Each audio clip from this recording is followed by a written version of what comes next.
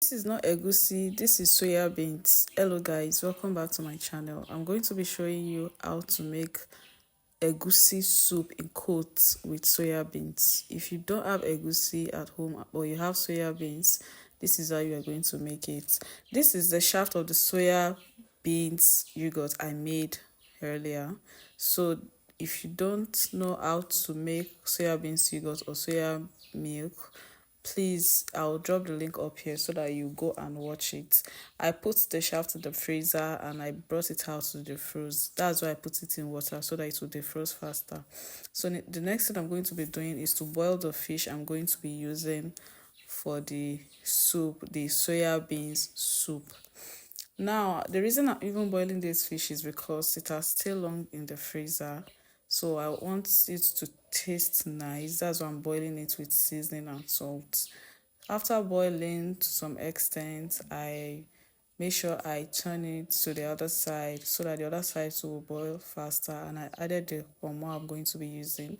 I'm going to use the head of that fish as well.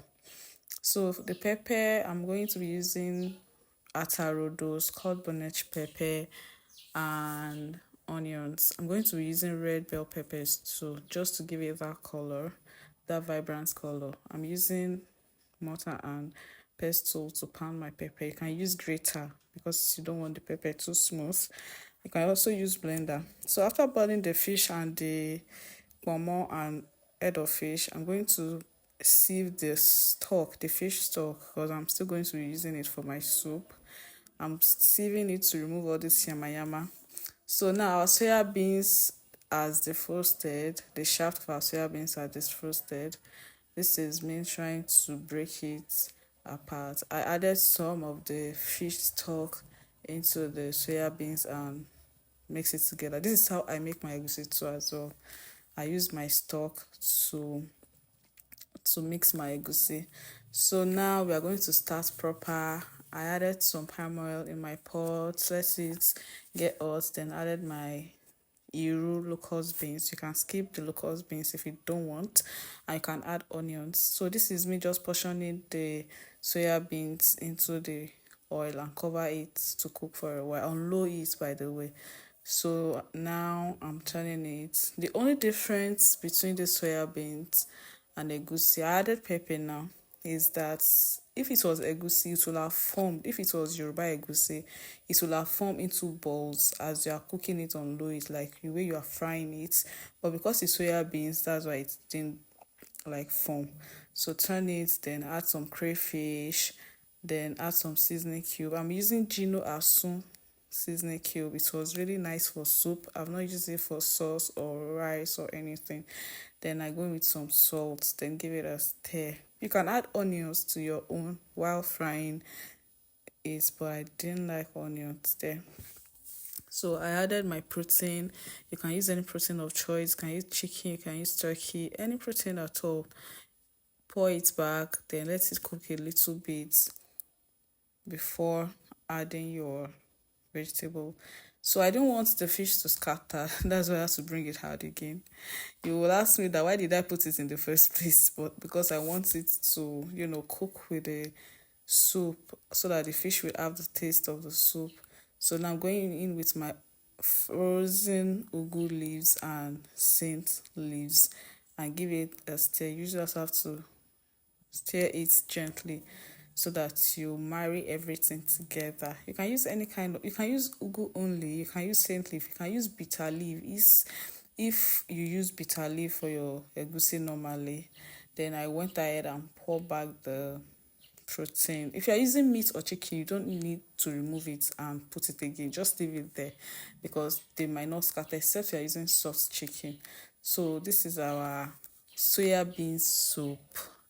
You can see that it is ready here. Guys, this tasted exactly like egusi soup, trust me. So to make the swallow that will go with it, I'll put some water on the fire and cover it and allow it to boil. We are going to be making guinea corn swallow. And to make this flour, the powder from scratch, you are using 2 to ratio 1 or 2 to ratio 1 of the cassava and the guinea corn. If you use 2 cups of guinea corn, you are using 1 cup of cassava flour, and you might reduce the cassava flour if you don't want it to be too much. So for this one, I'm using just 1 cup of the flour already, that is mixed guinea corn and cassava flour. I'm just making 1 cup because I'm the only one eating it. So after measuring it, you sieve it. Then the water has boiled. Then I scoop out some because I feel like the water is too much.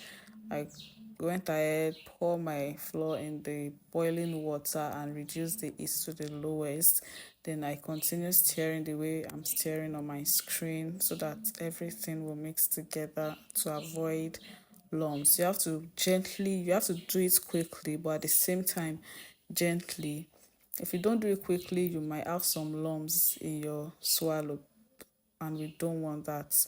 So, and you also have to do it gently so that you don't break your pot or make everything messy. You can see that it's kind of hard here, so I have to warn you ahead. If you're making this guinea corn swallow, the guinea corn is okababa. If you're Yoruba, that's what we call okababa. We have the red one and we have the white one. This is the white one. If the red one, I've made the video before. You can check my channel. So you can check my channel for it. So after mixing everything together, you now scrape the side of the pot, then add hot water that you scoop earlier, then cover it and allow it to cook on low heat for additional 3 to 4 minutes or 5 minutes at max.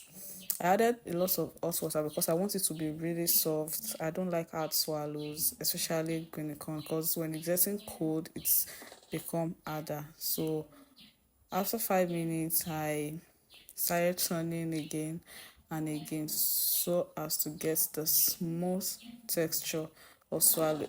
It looks like amala, honestly. If you want the healthier version of amala, this is your go-to.